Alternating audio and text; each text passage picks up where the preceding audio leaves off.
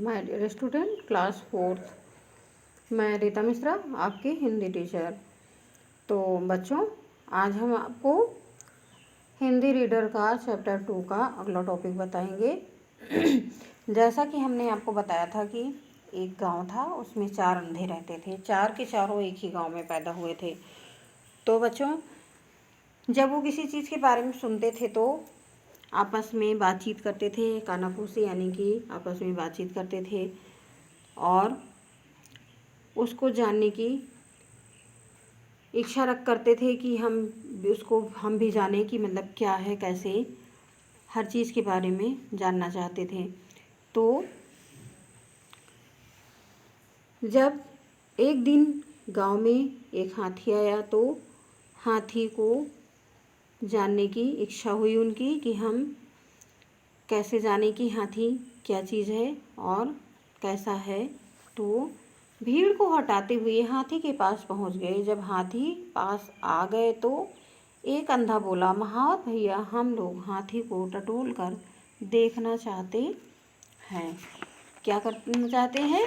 टटोल कर देखना चाहते हैं, यानी कि छू करके देखना चाहते हैं। क्योंकि अंधे थे तो देख सकते नहीं थे कि कैसे देख सकते थे, कैसे जान सकते थे कि हाथी कैसा है।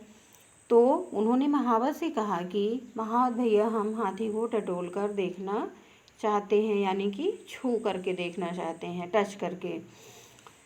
तो महावत ने सोचा, ये बेचारे आँखों से तो अंधे देख नहीं सकते, इसी तरह इनकी हाथी देखने की इच्छा पूरी हो जाएगी।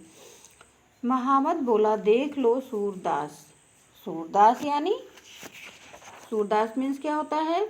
जिसे दिखाई ना दे, यानी कि जो अंधा हो, उसको हम क्या बोलते हैं? सूरदास। तो उन चारों अंधों ने कहा, महावत भैया, हाथी को जरा संभाले रखना। इतना कहकर चारों अंधे हाथी को टटोल टटोल कर देखने लगे।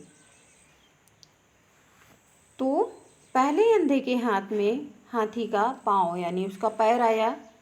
टटोल कर बोला, अरे हाथी तो बिल्कुल खंभे जैसा है। कैसा है हाथी? खंभे जैसा है।